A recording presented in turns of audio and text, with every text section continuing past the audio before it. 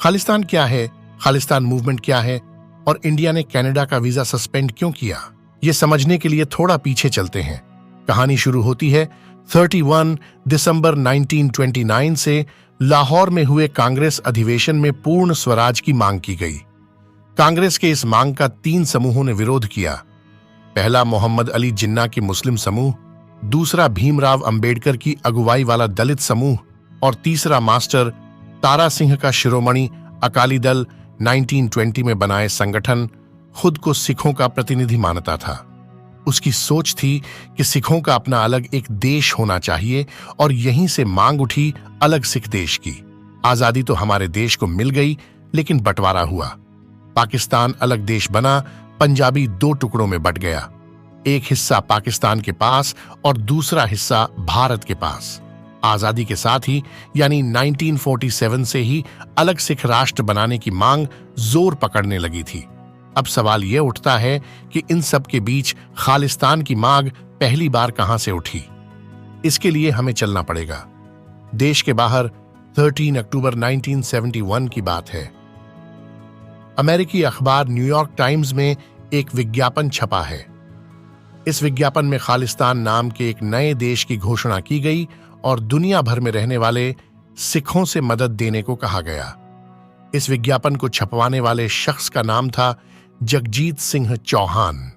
जगजीत एक समय में पंजाब विधानसभा का डेप्यूटी स्पीकर रह चुका है। 1969 में चुनाव हारने के बाद वो ब्रिटेन गया और यहां उसने खालिस्तान के समर्थन में एक अभियान चलाना शुरू किया। खालिस्तान का मतलब होता है शुद्ध स्थान। वैसे जगजीत सिंह जिस खालिस्तान की मांग कर रहा था उसमें पंजाब, हरियाणा, हिमाचल और राजस्थान के भी कुछ हिस्से आते थे। ब्रिटेन में जगजीत की मुहिम को कोई खास समर्थन नहीं मिला और इसके बाद 80 के दशक में पंजाब में हिंसक घटनाएं बढ़ने लगीं। इन सब के लिए भिंडरानवाले को जिम्मेदार ठहराया गया। भिंडरानवाले को पकड़ने के लिए उस वक्त की प्रधानमंत्री इंदिरा गांधी ने ऑपरेशन ब्लू स्टार चलाया गया। भीषण खून खराबा हुआ और 6 जून को भिंडरानवाले को मार गिराया गया। इस तरह भारत में खालिस्तान आंदोलन लगभग खत्म हो चुका था, लेकिन जगजीत की लगाई आग विदेशों में खूब फली फूली। ये खालिस्तानी समर्थक पाकिस्तान के लाहौर में, उधर कनाडा और ब्रिटेन में अपना ठिकाना बनाए हुए हैं। विदेशों में Khalistan commando force, Khalistan liberation force जैसे कई संगठन खड़े हुए हैं, जिनमें से ज्यादातर को आतंकी संगठनों का दर्जा दिया गया है।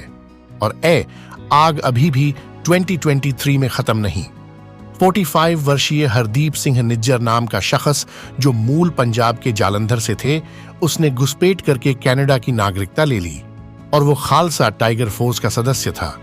हरदीप सिंह निज्जार इंडिया की मोस्ट 40 वांटेड लिस्ट में शामिल था और उसके पर इंडियन गवर्नमेंट ने 10 लाख का इनाम भी रखा था।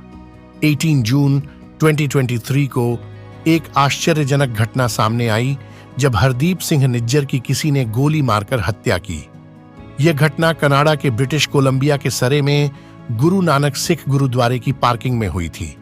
उसके बाद कनाडा में खालिस्तानी संगठनों वालों ने आतंक मचाना शुरू किया और इस आतंक के चलते कनाडा के पीएम जस्टिन ट्रूडियर ने उनकी संसद मीटिंग में कहा, खालिस्तानी संगठन के सदस्य हरदीप सिंह निज्जर की हत्या इंडिया की खुफिया एजेंसी ने की है। लेकिन इंडिया की सरकार ने इसे मानने से मना कर दिया और दोनों देशों के तनावी माहौल के चलते दूसरे आदेश तक इंडिया ने कनाडा का वीजा सस्पेंस किया है।